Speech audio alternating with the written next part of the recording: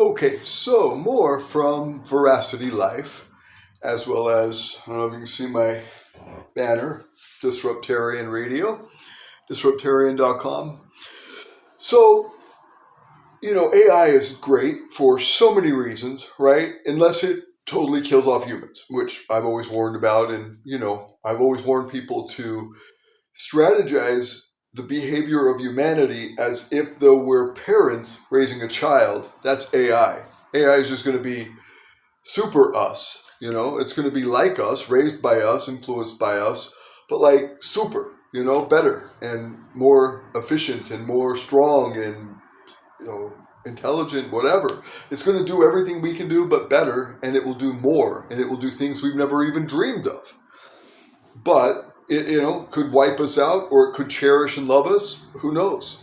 It's definitely going to replace a lot of jobs. So regardless of that, and I want to get that out of the way, I'm not in favor of that, unless perhaps it takes human labor and gives it to AI without punishing us for it. And we get such as UBI, such a thing like what Elon Musk spoke about, a universal basic income. And I've, seen Jared Holloway talk about this, and I always thought, that's a lazy man's way of doing nothing, and being unaccountable, unresponsible.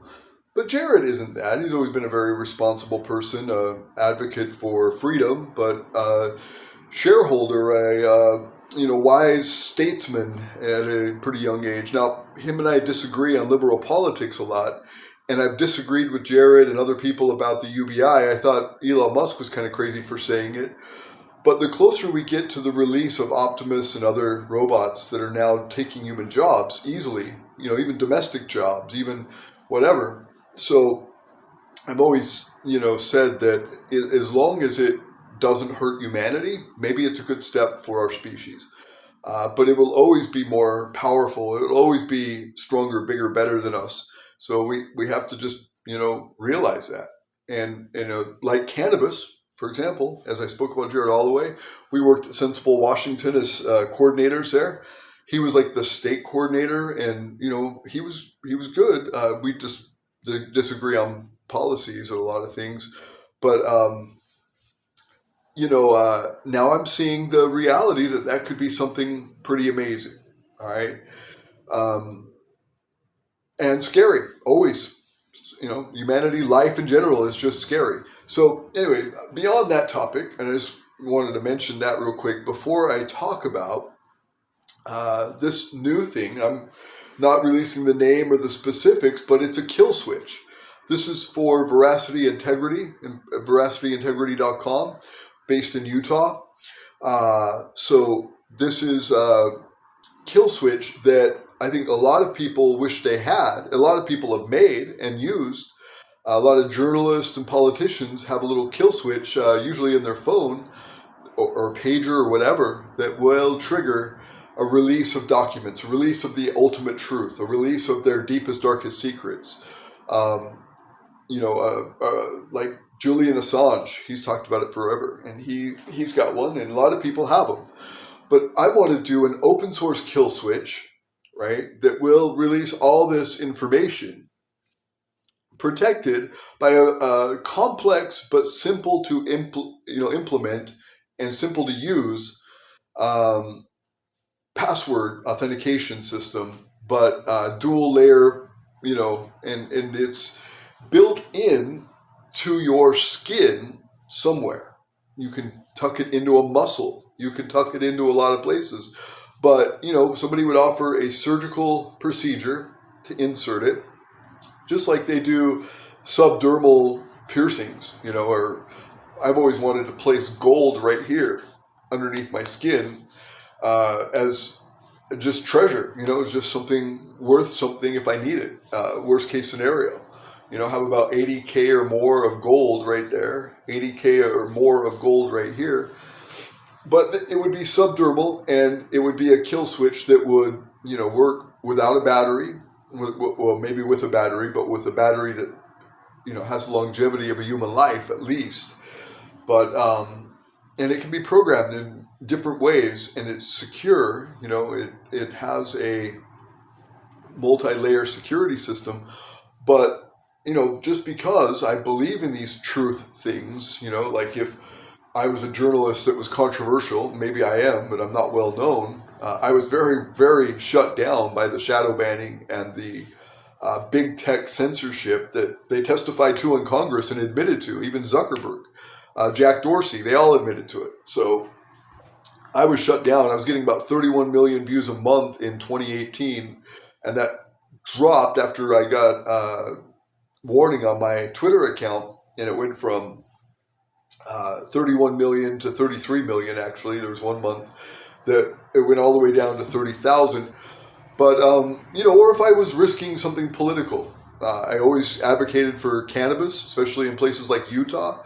I always figured I was at some sort of risk, and I would have always appreciated a kill switch back then. But I made a video in 2013, right after my car accident that almost killed me, and I said, this is why I blog, right? I try to communicate lessons to my children and, their generations after, because they may never get to know their grandfather, their father, their great-grandfather, or whatever. I wished that my grandfather, his grandfather, so on, all the way down, had a way to blog or, record video or, introduce their ideas or talk about their story, like Little House on the Prairie, Laura Ingalls style. And, people keep a diary and they keep it hidden and they don't release that diary to the world while they're writing it. Typically they have something that they're writing and writing and writing, and they keep a lock on it. Some of them are built in with a lock, or they hide it in a locked place or a very secret place. And then when they die, like Laura Ingalls, their work of their life, their journal, is discovered, and then people are like, wow, what a perspective into day-to-day life of a time that we don't have film about, a time we don't have radio about, we don't have any we have newspapers, books, very, very little media to document what day-to-day life was. And then we get this treasure that she wrote. It was just a hidden, thought of hers, of her life as she, lived it. And that's what I've done. So, excuse me, for example, as I've dealt with major issues, whether it be, bitter battles, bloodshed, threats, or alienation, or, tragic things, just, serious things that I don't want the world to hear, but that I document in my life. Or when I have great ideas, like this kill switch is a great idea. I don't care what you say. This is maybe what I'll do, like I've done with most of my software on GitHub, you'll see about 26 titles that I've opened the source to and released. But, I'll probably release this as open source. And as AI advances, right, augmentation and, things like that, integration of tech to biology will become easier to do and safer. Because, for example, if you use Olama, the, large language model of AI that is internal and doesn't come from the cloud and people aren't monitoring it, say you design something incredible and it's, just amazing, whatever, but you keep it to yourself, right? You don't release it to the world. And you don't have prying eyes, holding on to it. So, things like that you can put on your local computer. You could put it as a private repository on GitHub. That's a lot of risk, but that's what I've done for code, for memories, for, things, even private things. I've made private repositories, or on archive.org, I've posted these memories that will never go away. They'll always be there, but you can only access some of them with the right, tool or password or invitation. So I could do it multiple ways. I could, have the kill switch, remove the password and release it, or make it published from unpublished. So present it to the world that way, or send a link out, or maybe a combination of 10 of those things. So I make sure that what I have to say is said. Whether I get popped by some nefarious, deep state thing, God only knows that could happen, really. Look what they've done with the wiretapping of congressmen in the Biden administration. And they didn't find any crimes. They were just spying. They did it to Trump. They wiretapped him over the Russian collusion thing, the fake Russian collusion thing. So there is a deep state. Maybe I'm on the list. Maybe I'm not. I don't really care at this point. What am I going to do about it? But I'll speak my mind because I'm not afraid. Death doesn't scare me. Losing my kids scare me. And in some ways I've lost them. Divorce sucks. Parental alienation sucks. These are some of the things I talk about that I don't release publicly. I like to keep things upbeat. I like to talk about progress, inventions, ideas, proposals for human advancement, hempstrategies.com, for example. I try to really innovate and help and be positive and do as much as I can for good in my life while I'm alive and able. Every breath I take has a cost. My payment, most of the time, if I'm able, is to produce, release, and innovate ideas. Whether it be GitHub, whether it be archive.org, whether it be one of my 50 websites or whatever I've got. I probably have less now. I've let a lot of them go. I've probably got like 40 now, but I haven't counted. I start projects, I build them, I do my work. This has been for the last 25 years, more even. I think my first website was 99, creativegrace.org, creativegrace.net. I had those, I think, in 99. They were my first. But yeah, I just keep building and collecting, and then sometimes I get distracted with a new idea and I start something else. So that's another thing I love AI to do for me is manage projects, keep them going even while I'm distracted with something else.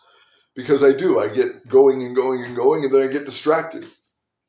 And I can't delegate it off because whatever idea that I'm working on is sometimes not making very much money. Whether it be a t-shirt shop, a tech shop, a vape shop, a SaaS, software as a service, online, or an e-commerce store, whatever. Maybe it's not producing enough to pay somebody to give it the love and care and motivation that I, need to give it, the intensive care that I need to give it. So instead of giving it intensive care or hiring somebody, I usually just put it on pause and move on to the next one. But now I can just delegate it. I can be like, okay, continue to plan, continue to research, continue to give me reports, continue to build, make architecture for our business, whatever it is, our technological architecture. And that's another thing I just love about the creative process of AI is I'm the kind of person that has so many projects going at once that AI is helping me delegate and continue to produce quality work. And I'm talking about I filter this out, I direct this well. I've been working on this. Like I got into LibreBot. Was it LibreBot? About 13 years ago, I got into LibreBot. I was designing language models of 21 million lines of code, sometimes 2 million, but I would design bots that you can see at clovistar.com or opinions.clovistar.com, which now I think it's a whole new idea, new website, but you can go to the Internet Archive, archive.org, and their Wayback Machine will take you back to see, those older dates of these language models that I was running, that I was building. So I was scraping internet sites. I was scraping Wikipedia. I was scraping, dictionaries. I was scraping whatever, WordPress code, open source at GitHub. I was training these models to do a lot of things before ChatGPT ever came out. So, it's creative in itself. It's like painting a picture. It's like creating life. It's amazing. And so I love that about it too. Am I scared of AI? I am scared of AI. Am I going to stop using AI? No. I'd rather be a participant than a spectator. So, take care. Thanks for joining me. Check us out at veracityintegrity.com. See, that's another project that I lost, Veracity Life I had for like 10 years, 10 years, 12 years. I had Veracity Life, and then I recently lost it. So I started a new business, veracityintegrity.com, which is based in Draper, Utah. And it is working on lie detection, sincerity detection, fact checking, truth softwares. And this technology, and I'm not going to really reveal much because I'm patenting this and everything, but this kill switch is way better than it sounds by me explaining it. It's going to be freaking awesome. And I think a lot of people will be interested.